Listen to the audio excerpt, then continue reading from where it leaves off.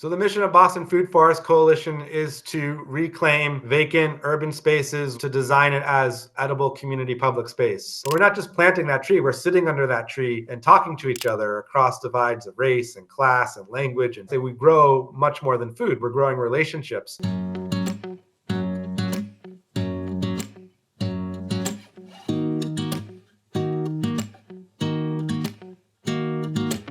Edible parks are multifaceted in that you can go there to pick apples or pears, or you can go there to sit and enjoy the sunlight. You can go there for a community meeting, for a workshop to learn how to prune trees or tap syrup.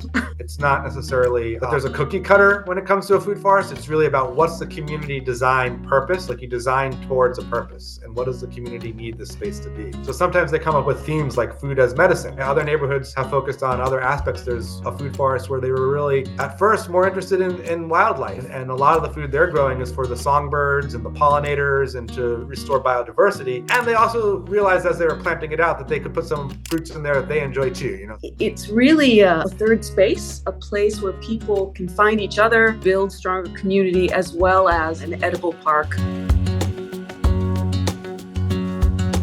Boston Food Forest Coalition is a grassroots group of neighbors that came together. Everyone was doing different individual projects in different neighborhoods. Since 2015, it has grown to be about 11 food forests in Boston. The local neighborhood leaders control that space. Our job is to basically be the backbone to support that. That is a multifaceted organization that is both a land trust that is working in issues of racial equity, climate resilience, and really being a community connector as well. So that's, I would say, one part of our impact is stewarding and caring for the existing community food forest parks. The other is building new food forest parks with community groups and neighbors. Our goal is 30 sites by 2030. When people are in natural spaces and they're growing healthy food and they're connecting with each other, they build more resilient communities and connections with each other. People will say, I didn't know my neighbor.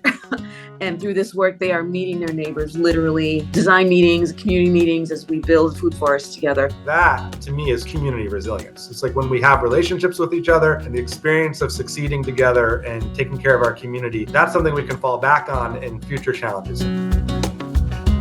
We're looking for a director of development, someone who can help us shape and really hone our existing community of support and expand that so that we can grow to the right size to really meet the need that's out there. We've been hitting our fundraising metrics year by year for the last 3 years, but really it's been a small shop. So understanding that, like we have a platform that we're building from and we have a growth trajectory that we're on and we seem to be in a good position, but someone who can sort of look at that from a strategic perspective and help us make some choices that are consistent with our values. And it's an opportunity to really sort of shape something that could be a legacy for future generations in Boston. We're facing the biggest crisis that humans have dealt with. It's the climate. The science tells us that parks and green open spaces are a nature-based solution for human health, for cooling, for mitigating heat island effect. They're wild, they feed people, they feed nature. And when you're in these spaces, the way they are regenerative, I think they tap into something that's deeper. I think that's what's different about food forests, and I think it's a unique opportunity.